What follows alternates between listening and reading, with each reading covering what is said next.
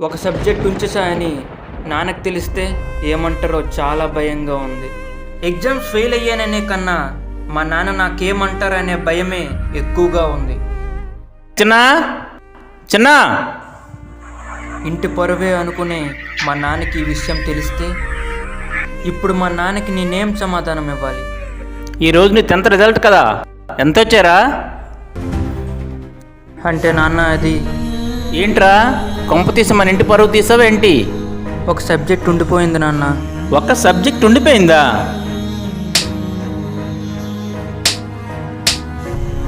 సిగ్గుందిరా నీకు? మళ్ళీ ఒక సబ్జెక్ట్ ఉండిపోయిందని చెప్తున్నావు. ఇన్ని సంవత్సరాలు నీకు ఫీజులు కట్టి చదివిస్తుంటే నువ్వు ఇలా సబ్జెక్టులు ఉంచేస్తే మన ఇంటి పరువు ఏమవ్వాలరా?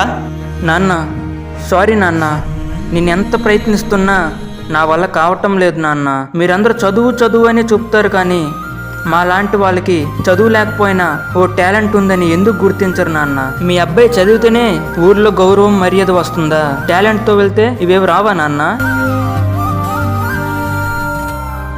తల్లిదండ్రులంటే పిల్లోడు ఇంటికి వస్తున్నాడా, క్షేమంగా ఉన్నాడా అని చూడటమే కాదు, ఓడిపోయిన ప్రతిసారి ఈసారి కాకపోతే ఇంకొకసారైనా అవుతావని ఒక భరోసా ఇవ్వటం. ఇలా ఇవ్వకపోవటమే నేటి జనరేషన్లో ఎంతోమంది సూసైడ్లు చేసుకుంటున్నారు. 100% స్టూడెంట్స్ ఎగ్జామ్లో ఫెయిల్ అయిపోయామని సూసైడ్ చేసుకోవట్లేదు. ఎక్కడ మా పేరెంట్స్ ఏమనేస్తారనే భయంతో సూసైడ్లు చేసుకుంటున్నారు. ఈరోజు నేను ఫెయిల్ అయ్యాను అని కోపంతో కొట్టారు, ఇంటి పరువు పోతుందని.